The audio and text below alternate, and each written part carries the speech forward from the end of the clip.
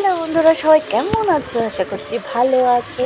তো আজকে আমার রেসিপিতে কি আছে দেখো। আজকে একটা নতুন জিনিস বানাবো। তো সেটা হচ্ছে কি, এই যে আমার পর রেডি করছে। তো সেটা দেখে বুঝতেই পারছো সেটা কি হতে যাচ্ছে। সেটা দিয়ে হবে কারকলের পুর।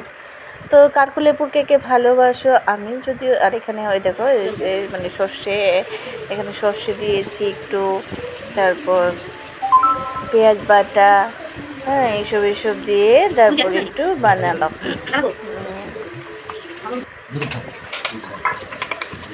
তো এখানে মানে এই দেখো পেঁয়াজ কাটছে।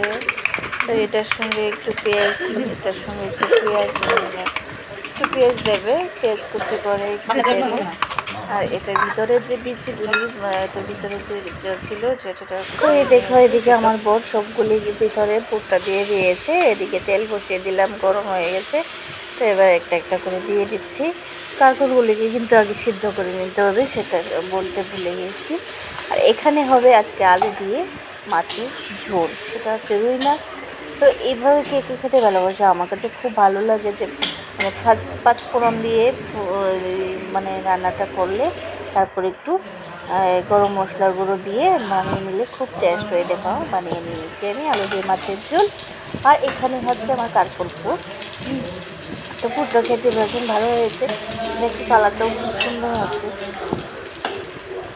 এই যে কারকলের পুর।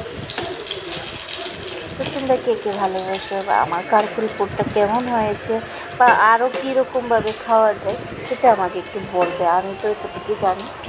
তোমরা যদি আরও অন্যরকমভাবে খাও, মনে হয় আর একটু নারকেল টারকেলেও অনেকে দিয়ে বানায়, মা বানায় নারকেল টারকেল দিয়ে। তো এইদিকে আমি আবার একটু ক্যামেরার সামনে আসলাম। তো সেটা এখানে একটা জিনিস দেখাবো, দেখো পাকা আম। হ্যাঁ, পাকিনি ভালো করে, এই যে উপরটা একটু গেছে।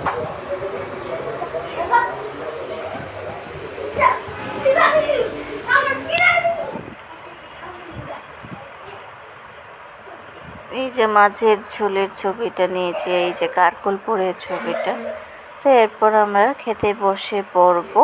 তো এই দেখো রেডি হয়ে গেছে, খাওয়া রেডি।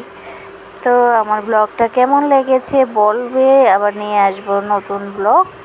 তো আজকের জন্য বাই, টাটা, গুড নাইট সবাইকে। সবাই ভালো থাকবে, সুস্থ থাকবে। এখানে দেখো এটা শুটকির চাটনি, এই যে আলু দিয়ে মাছের ঝোলটা দেখো কত সুন্দর হয়েছে। তো সবাইকে বাই।